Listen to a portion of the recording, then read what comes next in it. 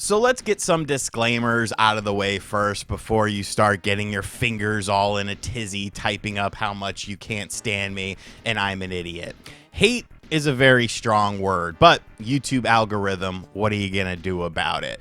But these games that I'm going to be talking about today are games that may be beloved to you. These games could be some of your favorite games of all time, but for a variety of reasons, I just don't like them. I don't think that they're bad games. I can understand the appeal as to why people love these games. It's just, for me personally, they don't click with me. Don't take this video too seriously. Have some fun. If you want to type something in the comments section, type some games that you hate that everyone seems to love that surrounds you, and we can have a little therapy session with this. But without any further ado, let's insult your childhood and potentially your adulthood by talking about some games that you love that I do not. The first game we're going to talk about, I feel, is a very relevant game to the video game sphere right now, and that is Donkey Kong 64. Now, Donkey Kong 64 is, of course, the first time that Donkey Kong went into a 3D platformer mechanic. He'd always been a 2D entry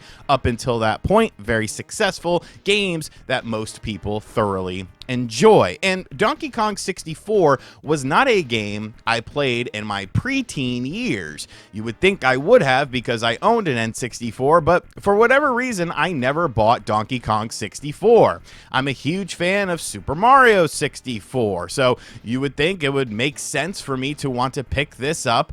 But when I eventually played Donkey Kong 64, which was in my early 20s, no nostalgia attached to it, I quickly realized I don't like this game.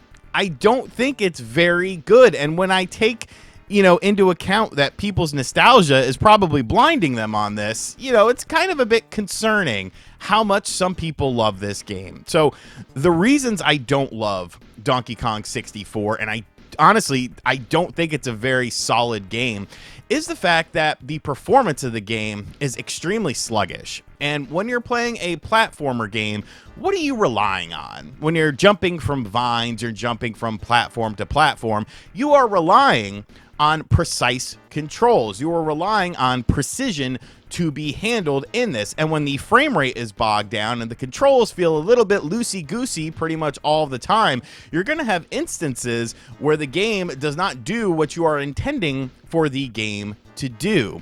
I'm very surprised that this game was so highly reviewed back in the day, and I can kind of understand why. It had been a while since we had a Donkey Kong game. 3D platformers were still in their infancy. But I think if you compare it to a game like Super Mario 64 in terms of performance and in terms of precise platforming, I think Super Mario 64 is just a way better experience than Donkey Kong 64 is. It's almost like they tried to do too much with the game and push the N64 to an unrealistic limit that it necessarily couldn't really handle all that well. I think there are some decent things about it. The DK wrap is actually pretty impressive considering that this is a cartridge-based system, but I just feel like the negatives completely outweigh the positives in this game. And it's a game that I can understand if you grew up playing it, you absolutely love it. And maybe some people feel that way about Super Mario 64, which, you would just be wrong. Super Mario 64 rules ass. But I just feel like there are so many better 3D platformers on the N64, whether you're talking about Super Mario 64, Banjo-Kazooie, Conker's Bad Fur Day, that it's just like Donkey Kong 64 just doesn't hold a candle to those. And it's a game that I have no nostalgia for, and maybe that's why I just don't care for it all that much. The next game we're going to talk about is from an individual that I used to love. This man, I used to love all of his works. I had tons of his games and tons of the merchandise from these games. I wanted this man to get paid. And when he went on his own, I was very excited for this game. I thought, now we can see what he's really capable of without having an overlord above him. And after about 19 hours of his game, I realized I want this man to have an overlord above him because they could probably help him make a more clear and concise game. And that is, of course, Hideo Kojima with the original Death Stranding. Now, Death Stranding was a game that came out and people didn't really know what to expect from it. There was actually that sort of mentality that there was going to be some plot twist because going across these vast landscapes carrying packages didn't exactly sound like a thrilling gameplay experience. But lo and behold, that kind of was the gameplay experience. Now, of course, you build roads, you get different vehicles, there is some combat in the game as well. A typical Kojima story that leads you down all these sorts of paths that you never expected to go down. But I went into Death Stranding with a completely open mind because I am such a huge fan of Metal Gear Solid 2, Metal Gear Solid 3, Metal Gear Solid 4, Metal Gear Solid 1, you know, even going back, Snatcher and stuff like that. I figured that there would be something that would hook me in this game, and there never was. I played the game for 19 plus hours, and I just realized that there's nothing here for me. Like, yeah, it's pretty and it's kind of funny that you can pee on stuff, and, you know, it allows stuff to grow. And of course there's combat, but the combat didn't seem to be super well done. But just the over convoluted story, the cameos of Hollywood people and Jeff Keighley and stuff like that, it kind of diminished the game quite a bit for me. And I feel like Death Stranding is a very polarizing game for a lot of people. There are people that think it's an absolute masterpiece. There are people who are just like, no, I never want to play this or play this game ever again. And I definitely fall into the latter category. Now, it does seem like some of these things were ironed out in Death Stranding too, but I just don't have any desire to pick up that game anytime soon for a full-priced entry, because fool me once, shame on you. Fool me twice, shame on me. I can understand the appeal of Death Stranding for some individuals, but just for me personally, I'd rather go get a job at UPS, and then I would make actual money delivering packages instead of doing it in a virtual game. The next game we're going to talk about is something that out of all the games on this list, I feel like I will have the most people agreeing with me on, something that I feel like a lot of people will understand, and that is Super Mario Sunshine. A Mario game overrated that you hate? How is that a thing? And boy, oh boy, if you played Super Mario Sunshine either back in the day or recently, I think you could kind of understand where this is coming from. Now, is Super Mario Sunshine a bad game? No, there are lots of things going for it that I think are very positive. Graphically speaking, it looks great. The audio design is great. You know, the world Delfino Island, it's awesome. There's lots of cool things going on within this, and it is definitely a graphical showpiece for the Nintendo GameCube that I think still holds up till today when you're playing it on a modern television. Very visually impressive game. But I'm not playing a Mario game necessarily for the graphics. I'm playing it for the gameplay, and boy, oh boy, did they just decide, hey, you know what? That Mario stuff that works, let's just go in a completely different direction. Let's have this little flood thing that goes Mario, and then, you know, make it so like you hover around with it and you clean up graffiti and you shoot the water on things and make sure you refill your water. It's just not a fun game to me, and it's kind of frustrating to me. It's a frustrating game to play because I feel like this would be an excellent game based on the setting, based on the audio, based on the visual style, but the gameplay completely holds it back, in my opinion. I haven't played a mainline Mario game that's so weird since, you know, Super Mario Brothers 2, which wasn't even really Super Mario Brothers 2. If you know, you know. The Doki Doki Panic. Surprise. I'm a video gaming historian now.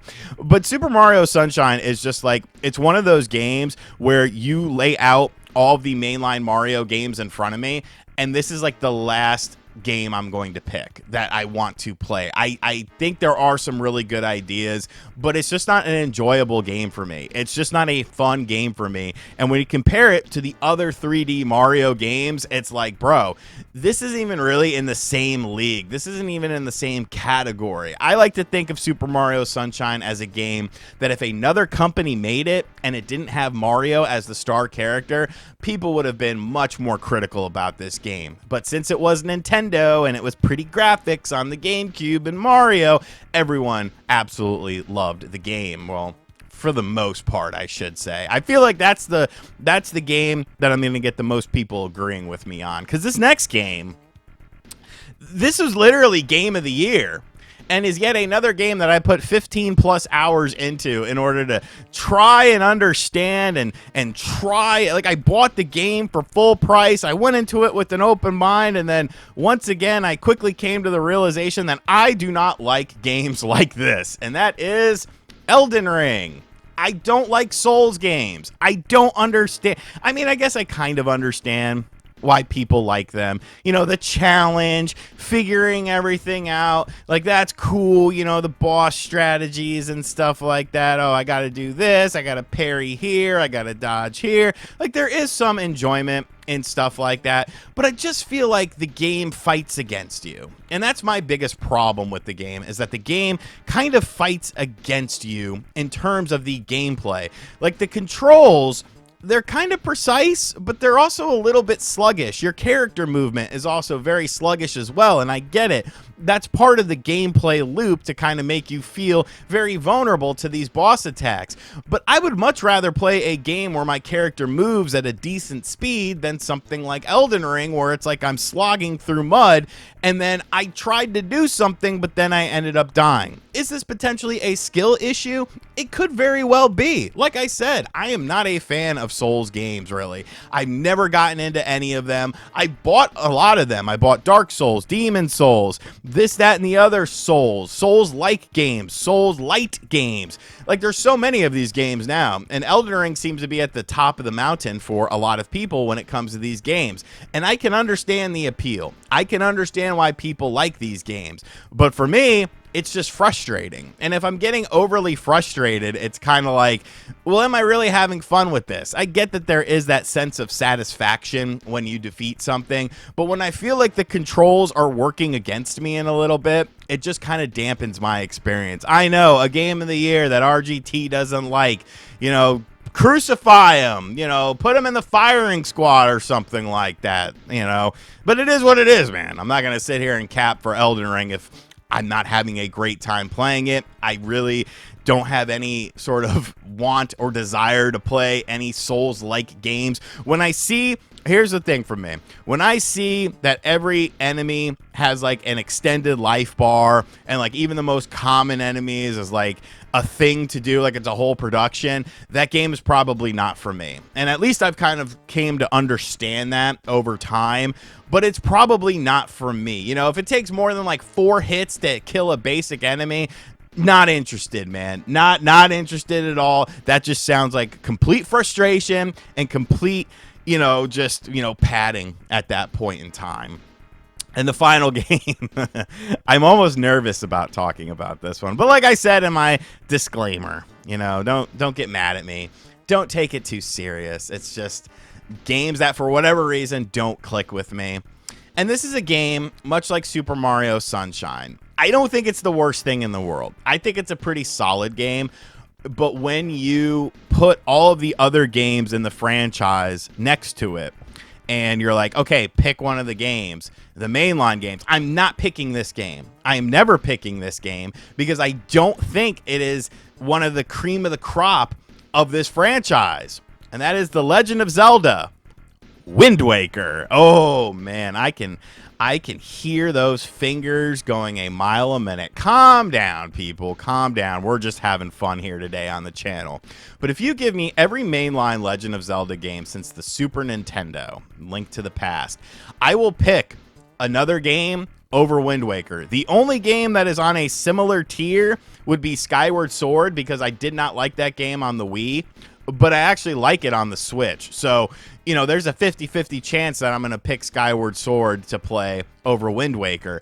And I think the problem with Wind Waker was I do have nostalgia for the game. And when you're looking at Wind Waker and you're seeing that Space World demo from Nintendo, and then they go in a completely different graphical style, that turned a lot of people off, especially people who were like, you know, older teens, early 20s that were looking forward to the evolution of The Legend of Zelda. Now, of course, in retrospect, that graphical style was actually very, very smart, because that game still holds up well from a visual fidelity standpoint. So I really don't have any issues with the graphics nowadays. It's more so just the world, the gameplay. Starting things out with like a stealth mission, that doesn't seem very fun. It kind of puts a dampening on the game. focus on sailing and water and stuff like that. Like, it's fine, but it just feels like I could be doing something else. I could be exploring a different landscape instead of exploring a water mass or something like that. The game can be a little bit cryptic. Now, of course, they did fix some of these issues on the HD version of Wind Waker on the Wii U, and I do think that that is a more enjoyable experience than playing the GameCube version. But still, like, even taking that into account, I don't know. It's just something about Wind Waker bothers me. And maybe it's the story, maybe it's the setting, maybe it's the gameplay, or maybe it's just a combination of all these things. And I have like these little issues with the things. And then it all just kind of accumulates into one thing. Because when I look at other Legend of Zelda games, yes, there will be things that maybe I think could have been done a bit differently. But for the most part, I'm enjoying everything that the game has to offer. But I feel like there are more little quirks and things in Wind Waker that just keep adding up to a point of where I'm just like, you know, I don't know. The controls, they're not really as precise as I would like them to be. Some of this stuff, you know, it's kind of just obtuse to figure out. I don't know if this is really one of the top tier games. And I know there are some people that love Wind Waker. They think it's the best Legend of Zelda game. And I'm not going to say that they're wrong. If you disagree with every single game on this list, I don't think you're wrong. This is just my opinion and how I view these games. It's all in just fun, people. Because I know that there's going to be games that you're going to list in the comment section. I hate Metal Gear Solid 3. I hate Shenmue. I hate Friday the 13th. And I'll be like, bro, you're banned. Get off my channel, you sicko. No, I'm just kidding. It's fine. It's just opinions at the end of the day. But those are 5 games that you probably love and I don't.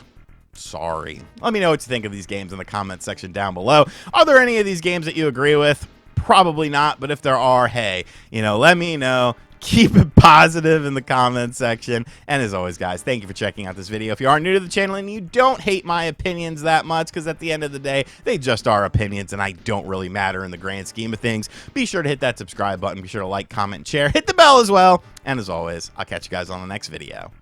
Later.